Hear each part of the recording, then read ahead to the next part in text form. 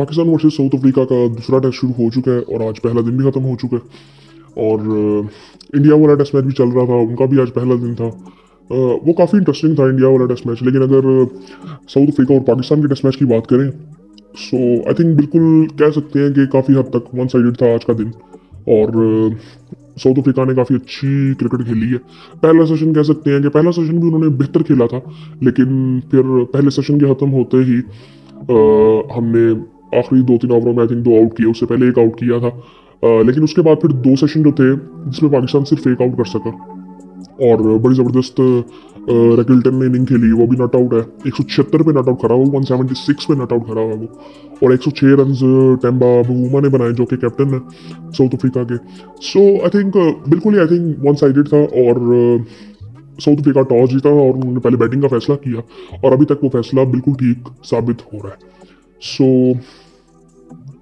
Aiden Markram और Ryan रैकिल्टन ने open किया। एडन मार्करम आज जल्दी आउट हो गए थे। इन्होंने पिछले दोनों इनिंग्स में पहले मैच के अच्छी इनिंग्स खेली थी। और उसके बाद फिर आज काफ़ी चेंजेस थे। मल्डर आए थे, वो जल्दी आउट हो गए थे, अब्बास ने उनको आउट किया। और स्टब्स वो भी जल्दी आउट हो गए थे। आगा सलमान ने आउट किया। ये 2 विकेटें वो थी जो कि लंच के थोड़ा बिल्कुल पहले 1-2 ओवर पहले आई थिंक, या मे बी लास्ट ओवर था तब गिरी थी। और उसके बाद बवूमा और रैकिल्टन की एक पार्टनरशिप लगी, बहुत लंबी पार्टनरशिप लगी आई थिंक। मतलब अगर कह लें, आई थिंक पहले सेशन में इनका 75 रन थे, तो तकरीबन आप कह सकते हैं कि पौने 200 के करीब रन की पार्टनरशिप इनकी लगी। और रैकिल्टन अभी भी नॉट आउट है और काफ़ी अच्छे स्ट्राइक रेट से, तकरीबन 76 के स्ट्राइक रेट से वो बैटिंग कर रहे हैं इस वक्त। 21 चौके 1 छक्का लगा चुके हैं और बहुत कंफर्टेबल है।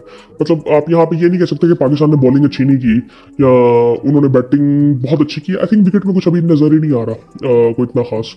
अच्छा, इसमें ना यहाँ पे जो ज़्यादा बात पहले भी हो रही थी ना, यहाँ पे स्पिनर्स को हेल्प मिलेगी, जो कि आई थिंक मुझे लगता है कि अभी तीसरे दिन के बाद होगा, तीसरे चौथे दिन के बाद होगा। अभी फिलहाल बैटिंग के लिए बिल्कुल सीधी विकेट थी। और साउथ अफ्रीका जिस तरह से बैटिंग कर रहा है अभी, तो आई थिंक उनके 4 आउट है। लेकिन आई थिंक नीचे जो एक्सपीरियंस उस तरह से जो पहले मैच में था ना, उस तरह से है नहीं। मतलब इसके बाद अगर देखें तो इस वक्त बेडिंगम बैटिंग कर रहे हैं, बवूमा आउट हो चुके हैं। सो इसके बाद आपके पास एक विकेट कीपर है, फिर ऑलराउंडर है, फिर उसके बाद केशव महाराज है, रबाडा है, और फिर मफाक है। सो इस तरह डीप नहीं है बैटिंग जिस तरह पहले मैच में थी साउथ अफ्रीका की। सो कह सकते हैं कि अगर ये कल अच्छी क्रिकेट खेलते हैं तो फिर तो बहुत आगे ले जाएंगे। लेकिन पाकिस्तान को कल कम बैक करना है और पाकिस्तान को इनको जितना जल्दी हो सके वो आउट करना है। और मुझे लगता है कि पाकिस्तान भी ना इधर बैटिंग अच्छी कर सकता है और करेगा बैटिंग अच्छी। आई थिंक विकेट में भी कुछ नज़र फिलहाल आ नहीं रहा था और बिल्कुल सीधा विकेट था। और शायद हमने एक गलती कर लिया कि हमने स्पिनर्स को नहीं खिलाया। मैं हमेशा ये मानता हूँ, चाहे आप अच्छी टीम कभी भी नहीं बन सकते कि आप सिर्फ ये देखो कि यार विकेट ऐसा है तो हम सारे फास्ट बॉलर गिरा लें। आप बिल्कुल ही अपने आप को ना वन साइडेड कर दो, और फिर जब उस तरह से परफॉर्म ना करे तो आप फंस जाओ। आपके पास कोई बी प्लान हो ही ना। हमारे पास बी प्लान नहीं था कि आगा सलमान बॉलिंग करेंगे और साइम अयूब बॉलिंग करेंगे, कामरान गुलाम बॉलिंग कर लेंगे, सऊद शकील बॉलिंग कर लेंगे। लेकिन एक प्रॉपर स्पिनर की आपको ज़रूरत है, जो कि आगा सलमान है, लेकिन उनके साथ आपको एक प्रॉपर स्पिनर की ज़रूरत थी, जो कि नुमान अली हो सकते थे। ऑप्शन ही आपके पास वो था। सो लेकिन आपने उनको खिलाया नहीं है। सो आज भी हमने 4 फास्ट बॉलर खिलाए थे और मीर हमजा को हमने खिलाया था नसीम शाह की जगह पे। लेकिन आई थिंक हमें आमिर जमाल की जगह पे नुमान अली को खिला लेना चाहिए था, जो कि हमने नहीं खिलाया। अब हमारे साथ एक मसला ये हुआ कि साइम अयूब भी इंजर्ड हो चुके हैं और वो अभी तक फिलहाल वो इस टेस्ट मैच से तो आउट हो चुके हैं। लेकिन एक जो अलार्मिंग चीज़ है वो ये है कि उनके जो टेस्ट हैं वो किसी स्पेशलिस्ट डॉक्टर को लंदन में भेजे गए हैं। सो वो आई थिंक अगर ये चीज़ की गई है तो वो कोई आई थिंक सीरियस चीज़ लग रही है कि वहाँ पे भेजे गए हैं। बस उम्मीद इस चीज़ की कर रहे हैं कि ये इंजरी लंबी ना हो। और लेकिन अभी तक जो चीज़ें हुई हैं, प्रेस रिलीज जो आई थी उसमें यही था कि ये टेस्ट मैच तो नहीं खेलेंगे। लेकिन वो जो उनकी रिपोर्ट्स हैं वो भेजी गई हैं लंदन में किसी स्पेशलिस्ट डॉक्टर को। सो आई थिंक बस उम्मीद इस चीज़ की करते हैं कि वो जल्दी से अपना कम बैक करें, और क्योंकि आगे चैंपियंस ट्रॉफी आने वाली है और वो बड़ी इंपॉर्टेंट है हमारे लिए। सो है वो, अब स्पिन का भी हमने उनसे सोचा हुआ था कि वो स्पिन बॉलिंग भी करेंगे। सो वो इंजर्ड हो गए, उनका बेसिकली एंकल मुड़ गया था फील्डिंग के दौरान। सो आई थिंक बस उम्मीद करते हैं कि यार कोई इतना सीरियस हो ना। और बाकी आई थिंक उसके बाद अगर देखें तो इस वक्त 316 रन बना चुकी है साउथ अफ्रीका। 80 ओवर खेले हैं आज उन्होंने। अभी नया बॉल मतलब अब कल आएंगे तो नया बॉल भी मिल जाएगा। सो वो एक पाकिस्तान को एक अच्छी चीज़ है पाकिस्तान के लिए कि आते ही नया बॉल मिल जाएगा। और 80 ओवर आज खेले, 90 ओवर का मैच होना चाहिए था लेकिन 80 ओवर का हुआ है। बैड लाइट की वजह से मेरे ख्याल से मैच जल्दी खत्म हुआ है। और मेरे ख्याल से कल पाकिस्तान अगर अच्छा खेले ना तो इनको वाइंड अप जल्दी से कर सकता है, क्योंकि बैटिंग इनकी कोई डेप्थ है नहीं आगे। अब एक इनका विकेट कीपर है, फिर उसके बाद एक ऑलराउंडर है और फिर बॉलर्स है। सो वो वाइंड अप कर सकता है अगर पाकिस्तान अच्छी बॉलिंग करे तो। और उसके बाद अगर देखें तो पाकिस्तान की अगर बॉलिंग की बात करें तो मोहम्मद अब्बास ने 16 ओवरों में 51 रन दिए, एक विकेट ली उन्होंने, 3.18 की इकोनॉमी थी उनकी। और उसके बाद मीर हमजा ने 15 ओवर किए, एक मेडन था, 49 रन दिए, 3.26 की उनकी भी इकोनॉमी थी। आउट उन्होंने कोई नहीं किया। अब यहाँ पे ना ये बिल्कुल ऐसे लग रहा है कि फट्टा विकेट है, लेकिन मुझे लगता है कि शायद मे भी, और फट्टा थी और स्लो विकेट लग रही थी काफी ज्यादा। मतलब डिकिल्टन जिस तरह से खेल रहा था ना बॉल को, वो ऐसे लग रहा था कि बड़े आराम से बॉल आ रहा है, कोई इतना मतलब तंग नहीं कर रहा बैट्समैन को। खैर खुरम शहजाद ने एक आउट किया। 15 ओवरों में उन्होंने 69 रन दिए, 69 रन दिए, 2 मेडन किए। तकरीबन उनकी इकोनॉमी काफ़ी एक्सपेंसिव रहे हैं वो थोड़े से, 4.60 की उनकी इकोनॉमी है।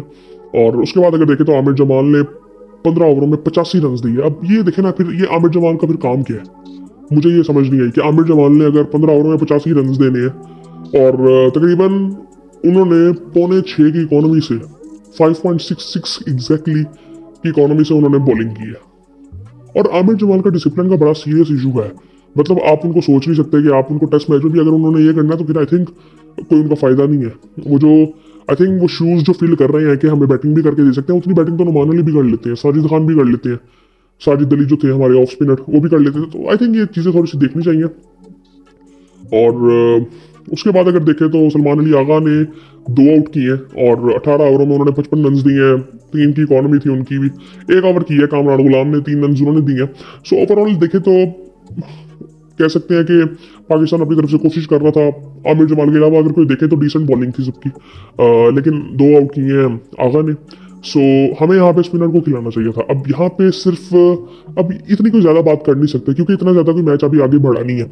और अभी पाकिस्तान की पहली इनिंग्स जब हो जाएगी तब जाके कुछ पता चलेगा कि किस तरफ मैच जा सकता है। आज के दिन कह सकते हैं कि पहले सेशन को अगर थोड़ा सा निकाल दें, और पहले सेशन के भी अगर आप निकाल दें, पहले सेशन को चलिए आप निकाल दें, तो आखिरी 2 सेशन पूरी तरह से साउथ अफ्रीका के हाथ में गए हैं और एक आउट हुआ है सिर्फ 2 सेशन में। पहले सेशन में 3 आउट हुए थे। सो ओवरऑल आई थिंक बगुमा ने बड़ी जबरदस्त बैटिंग की है, किल्टन बड़ी अच्छी बैटिंग कर रहा है। विकेट में कुछ है ही नहीं आई थिंक, वो ऐसे लग रहा है कि बिल्कुल आराम से वो बैटिंग करी जा रहा है। और आई थिंक पाकिस्तान को ना यहाँ पे एक चीज़ देखनी है कि पाकिस्तान को यहाँ पे रन्स करने हैं। पहले तो ये इस तरह नहीं जाना कि हमें डिफेंसिव खेलना शुरू कर देना। और बाबर आजम की फिर उम्मीदें हैं और मुझे लगता है बाबर आजम अब करेंगे भी स्कोर। आई थिंक सीधा विकेट है, बाबर आजम करेंगे। हम मुझे ना टेस्ट टीम कभी ना लगी नहीं इस तरह से भी पिछले कुछ टाइम में अगर देखें हम तो। लेकिन अब मुझे थोड़ा सा लग रहा है कि साइम अयूब नहीं है जो कि फॉर्म में थे। मेरे ख्याल से अब्दुल्ला उनकी जगह पे खेलेंगे। और या हसीब भी खेल सकते हैं। हसीब पता नहीं हसीब को, क्योंकि अब्दुल्ला उनकी जगह पे अंदर आ गए थे वैसे।